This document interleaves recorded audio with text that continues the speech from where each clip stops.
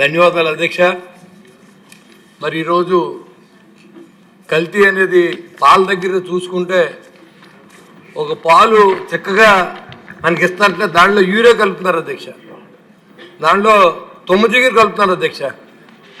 మరి దీని మీద ఏమాత్రం నియంత్రణ లేదు అధ్యక్ష. అంతేకాకుండా నెయ్యి చూసుకుంటే పామ్ ఆయిల్తో తయారు చేసిన నెయ్యి, జంతువుల కొవ్వుతో తయారు చేసిన నెయ్యితో ఆహార వస్తువులు తయారు చేస్తున్నారు అధ్యక్ష. టేస్టింగ్ సాల్ట్ అనేది మన భారతదేశంలో దాన్ని బ్యాన్ చేయవలసిన అవసరం ఉంది అధ్యక్ష. దాన్ని యథేచ్ఛగా వాడి ప్రజల యొక్క ప్రాణాలతో ఆడుతున్నారు అధ్యక్ష వ్యాపారస్తులు.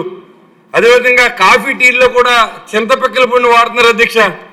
ఆయిల్లో కల్తీ, ఎక్కువ రేటు ఉన్న ఆయిల్ బ్రాండ్ తీసుకుని దాంట్లో పామ్ ఆయిల్ లాంటి ఇంకా తక్కువ క్వాలిటీ ఉన్న ఆయిల్ని కలిపి ప్రజల ఆరోగ్యంతో ఆడుతున్నారు అధ్యక్ష. మాంసం నిల్వ ఉంచి అయ్యే ఫ్రై చేసి ఫ్రిడ్జ్లో పెట్టి 3 రోజులు పోయిన తర్వాత కూడా అదే ఆహారాన్ని ఇంటికి పంపిస్తారు అధ్యక్ష. అంతేకాకుండా మరి కలర్స్ వాడుతున్నారు అధ్యక్ష బాగా.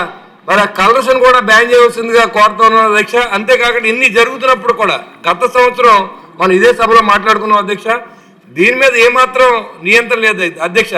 ఎందుకంటే ఒక జిల్లాకు వచ్చేటప్పటికి ఇద్దరు ఫుడ్ ఇన్స్పెక్టర్ ఉంటారు అధ్యక్ష. వాళ్ళిద్దరి వల్ల దాదాపుగా ఉన్న మున్సిపాలిటీల్లో కానీ పల్లెటూరులో కానీ ఉన్నటువంటి ఎక్కడ కూడా తనిఖీలు లేవు అధ్యక్ష. ఎవరైతే కల్తీ చేస్తారో వాళ్ళకి కఠినమైన శిక్ష విధించేలా చట్టం తయారు చేస్తాం కానీ ఇది కంట్రోల్ అవ్వదని చెప్పి మీ ద్వారా కోరుతున్నాను అధ్యక్ష. ఇవాళ పాలు అనేవి నీళ్ళ కంటే తక్కువ రేటుకి అమ్ముతున్నారు.